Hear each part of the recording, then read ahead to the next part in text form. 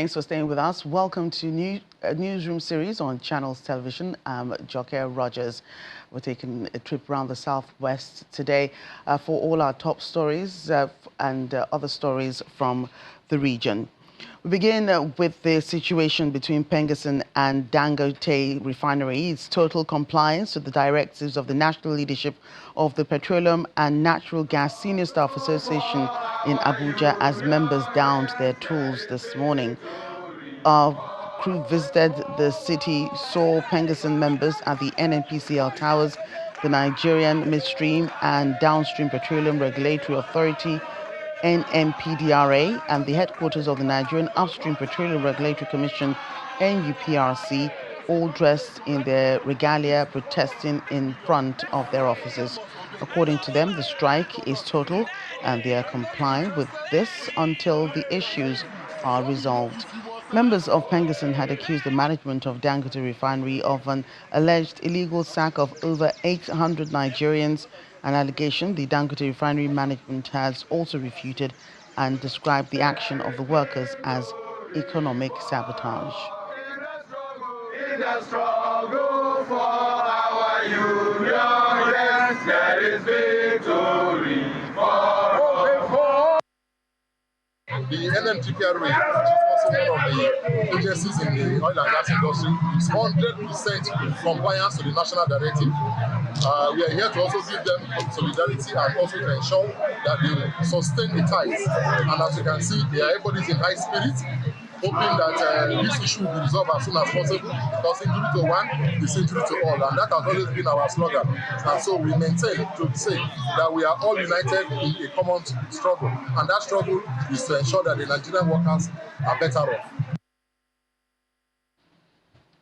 Meanwhile, Dangote Petroleum Refinery has condemned the Petroleum and Natural Gas Senior Staff Association of Nigeria for its plan to halt crude supply. In a statement, the management described the move as a brazen and shocking display of lawlessness and criminality. Dangote Refinery also claimed that the association's directive amounts to economic sabotage as multiple levels, as the products that would be disrupted and stopped include, but are not limited to, aviation fuel, petrol, kerosene, diesel, and cooking gas. The company maintained that PENGASSAN has no authority to direct its branches to cut off gas or crude supplies to the refinery. It further warned that any disruption or interference with contractual agreements between the refinery and its vendors would constitute criminal conduct. Elsewhere, the Federal High Court in Abuja has restrained Professor Patrick Tommy and his associates from moving forward with their plan to establish a shadow government or cabinet. In his judgment on a suit filed by the Department of State Services, Justice James Omotosho declared the concept unconstitutional and an alien concept to Nigeria's presidential system of government. The judge stated that Professor Tommy and his group cannot hide under the rights of association or free criticism to engage in unlawful activities. He commended the DSS for filing the suit, noting it was within their right to prevent acts capable of threatening national security. The concept of a shadow government is a practice primarily seen in the Westminster system used in countries like the United Kingdom, Canada, and Australia, where the opposition scrutinizes the sitting government but operates within the bounds of Parliament and does not exercise formal government powers. Meanwhile, Professor Utomi has responded to this. He has accepted the court judgment describing his shadow government as unconstitutional. Professor Utomi maintains that his intention was not to constitute an unconstitutional government, but to give voice to citizens to constructively criticize the government. Speaking to our political correspondent, Terry Ukumi, Professor Utomi says the judgment will not prevent him from expressing himself as a citizen. Well, what's the point in reacting? I hope the lawyers will have something to say. But we were not looking to find a place in the Constitution of Nigeria. But thank God this happened.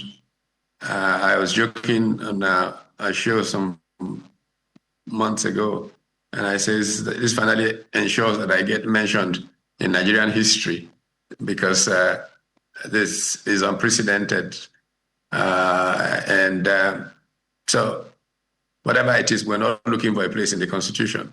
Does this put everything you had planned to rest, or do you think that you have an alternative action to take?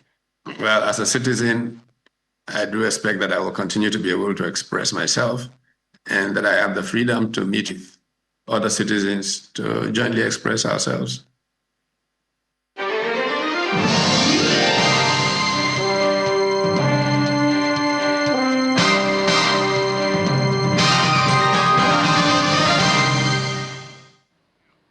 Ekiti State Governor Biodun Yebanji has directed local government chairmen in the state to always hold citizens' engagement before preparing their budget. He explained that this approach, already adopted at the state level, will ensure that projects and initiatives reflect the real needs of the people. The governor gave the directive during a town hall meeting with residents of Ekiti North and Ekiti Central Senatorial District as part of consultations for the 2026 budget. I have attended for the past 4 years, 3 years now, this is the 4th year, I've attended all stakeholder engagement meetings. And it speaks to my commitment, to my promises to you. It speaks to the value I attach to the people. And it speaks to my belief in feedback and we will hear directly from you. So this meeting is not a waste, because most of the time there is no budget here that can be implemented 1 or 2 things on this budget. We will not have done everything, and there is no promise that we will say that a attended this time can be attended to 1 or 2 requests. Well, free education from primary to tertiary level is possible in Nigeria if the government can curb corruption and stop the wastage of resources. This is the view of Professor Ayodeji Agbonjimi, a professor of public and business law at Ajayi Crowther University, Oyo State, during a public lecture in Owo, the Ondo State capital. A son of the soil, good to have you join us, sir. Out-of-school children and students remain a major challenge in the country. So that we can recognize. To address this problem, a group has organized a one-day forum to discuss possible solutions for the education sector. In a short while, we're going to have guests from within and outside Ondo State are gathered inside this auditorium for a foundation lecture, an event facilitated by a non-governmental organization that focuses on empowering indigent students. The team lead of the program expresses concerns about the increasing number of students dropping out of school due to lack of financial support. From the statistic, about 240 students in Ondo State alone are out of school because of one financial hardship or the other. The head of Department of Business Law at Samuel Ajayi Crowther University, Oyo State, highlights corruption, insecurity, and outdated school curriculum as major factors affecting the quality of education in Nigeria. As corruption has become a way of life, in 2022, Nigeria scored 20 index points on a scale from 0, that is very corrupt, to 100, very clean. Ranked by score, Nigeria is ranked 158 among 180 countries, while the country ranked last is perceived to have the most corrupt public sector. At the event, beneficiaries receive full scholarships and bursaries to cover their educational expenses.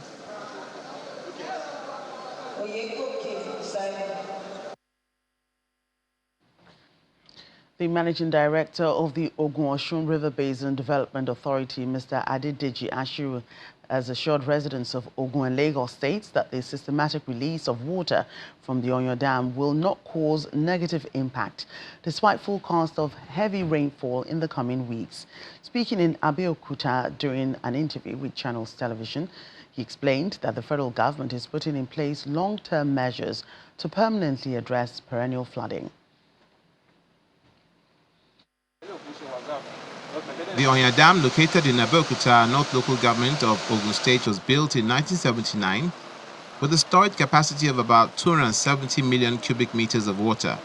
It provides fresh water to Abeokuta and Lagos, supports irrigation for agriculture, and generates 9 megawatts of electricity.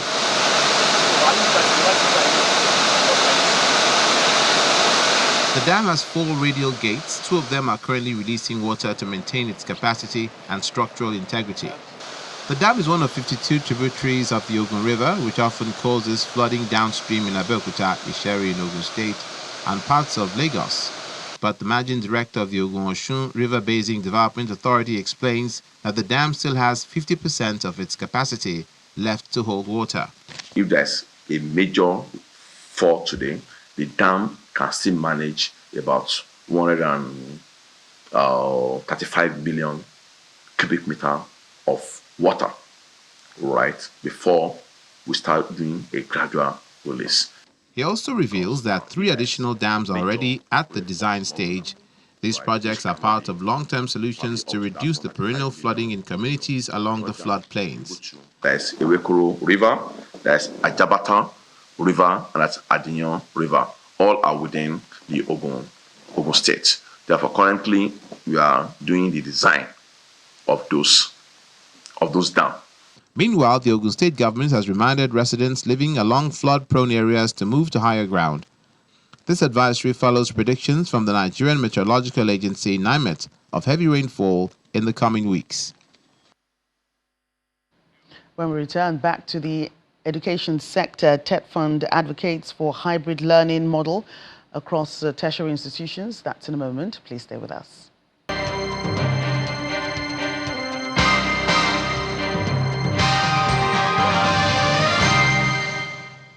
Welcome back. More from the education sector. The Tertiary Education Trust Fund, TED Fund, is urging Nigerian universities to adopt a hybrid model of teaching and learning. Executive Secretary Sonny Chono, represented by Babatunde Olajide, made the call while delivering the 15th convocation lecture of the Osun State University in Osogbo. Mr. Olajide explains that hybrid model will expand access to remote education and create a more flexible learning system. Advances in technology, digital technologies, global connectivity, and new models of knowledge sharing present institutions with powerful tools to expand access, improve learning outcomes, and drive innovation. On the other hand, they must grapple with issues such as digital equity, cybersecurity, quality assurance, and the need to continually adapt curricula to meet the demands of a technology-driven economy. Of the Osun State University, Professor Clement Adeboye also notes that technology-driven reforms will break access barriers and support national development. The event featured award presentations and commissioning of new projects, as well as the graduation of close to 3,000 students across different levels. You have not become our finished and refined products, ready for the job market or for self-employment. I'm confident that they are all prepared to serve the Nigerian and the world economies as public servants, entrepreneurs, young technocrats, and young industrialists. I declare you fit and competent, both in learning and character, to work anywhere in our world. I therefore charge you never to forget this university anywhere you find yourself. Cultivate the spirit of giving back to the system, and do not ever get yourself involved in actions that can cause disrepute to the very good name of the awarding institution.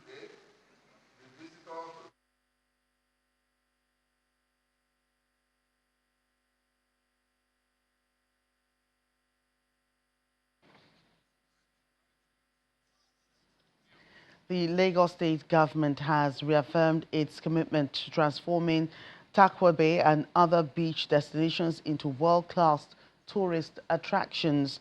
The commitment was reiterated during a special event held at Takwa Bay to commemorate the 2025 World Tourism Day, themed Tourism and Sustainable Transformation.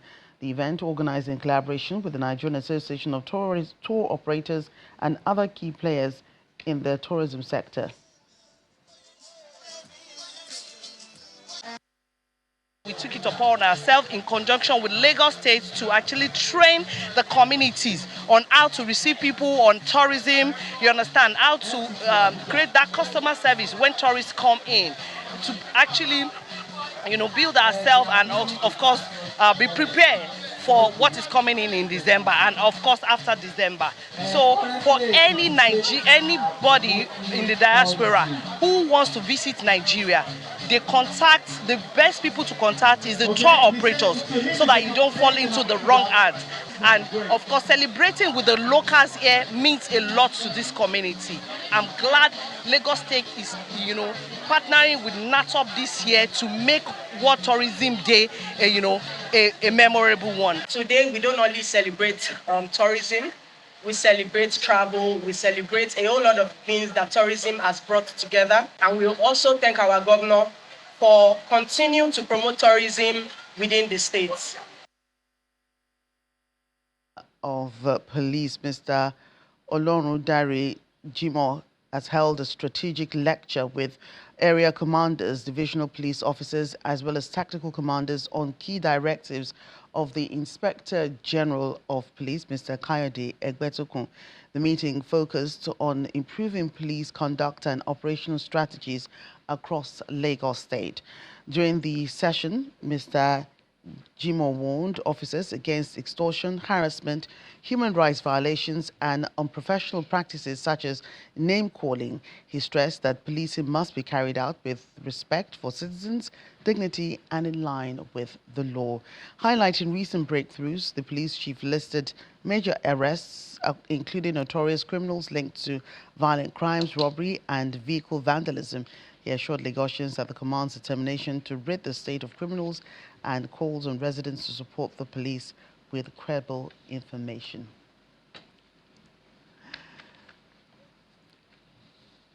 Now back to our top story today, a look at the impact of the PENGASSAN Dangote strike. Our business anchor, Ini John Mekwa, joins me right here in the studio to discuss the impacts on Nigeria's energy security and other parts of the economy. Ini, good to be here. Good to be here after such a long time. Yeah. Yes. Well, this thing has been going on for a while. Before it was a Cold War, if I can put it that way. Now it's a hot one. Now it's a hot one where strikes and picketing and all manner of things are taking place. How is this dispute affecting Nigeria's efforts, or how do you think it will, on the long run, affect Nigeria's efforts to, shore up its energy sector? So honestly, Nigerians have been relieved for some Christmas seasons now. It used to be the fear of when December is coming close, you're thinking, oh, there's going to be, we're going to have to queue for petrol and all of that. And of course, with the introduction of Dangote refinery and petrol coming from Dangote, we've seen that. But it does seem like Nigeria as an economy is not yet used to, or has not yet adapted to the system where we have a local refinery. And it's observed that perhaps that's why we're having all of this. We need to find a stand. So we know that this latest quagmire comes from the issue of unionism. And Dangote says he doesn't want that in his company. And then the unions, the oil workers, are saying, well, this is the way we have been working. I don't know if you saw the reports that Mr. Otedola said, this change has to come. There has to be a change in the oil and gas sector. We now have a local refinery and all of that. But that's not to say that unionism is bad, because legally workers are allowed to do that. Now, what this does generally for the economy, we've been having conversation with Manufacturers Association of Nigeria and the likes and oil experts. This paints a not good picture for Nigeria. in the long run, because investors are watching and listening. Nigeria is looking to attract investors into the country, both in the oil sector and in other parts. And they could say, oh, this is Dangote, a Nigerian who has the guts to, put this much into the ground. How is it being treated? You understand? So what is the law going to do? And we're so glad that the government is intervening. I believe they're supposed to have meetings in Abuja on this, because the whole picture is, it doesn't paint a very good picture.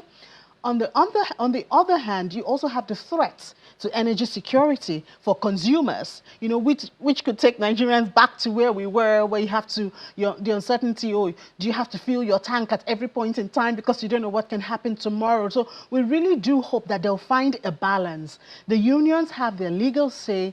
Dangote is a private business. He also has how he wants his business to run, but there has to be a common ground for the good of consumers. Right, and there's also the social part of it, in the social consequences. Yes, the unions are fighting for the people they say are their people, the workers, but really there are other people affected, which are Nigerians. The threats to shut down a lot of things, kerosene was going to be affected. Even petrol, power is going to be affected. Power producers have said they are also going to have a cut in their power gas, which they use for power. So everybody's going to be affected, unfortunately. So what do we do, going forward? The government's mediation or policy reforms, do you think it can provide a sustainable solution to this? Or who's wrong or right in this situation? Because I really don't know at this point. I don't think we can go to the point of who's wrong or right, because as I noted, the unions have their legal rights, or to have unionism. And Dangote is a private business. He can decide how he wants to run his business. You can't, force him, to have a union or not. He can decide he doesn't want his workers to be members of a union. So we thank God for the government's proposed intervention. I don't know if to put it that way, because we haven't heard the results of it yet, but we see that the government is intervening, and we hope that their intervention will bring a common ground to it, because at the end of the day, it's the consumers that will suffer. You're the expert here. I also heard from outside that Dangote refinery being in the free trade area, that's maybe they're immune to such unionism issues. I don't know, but I haven't heard that. Okay, I haven't heard that. I mean, these are members of PENGASSAN. Yes, they are members of a union, and they have the right to belong to a union, because the union is supposed to protect their rights and all of that. But also, on the other hand, Dangote is a private business. He also can choose how he wants to run his business. So it's our big father, the government, that should help us find peace. Big father indeed. Thank you again, Ini. Thank you for having me. Thank you for that. Well, thank you again, everyone, for joining us on Newsroom series today. We were in the Southwest region. I'm Joker Rogers. See you tomorrow.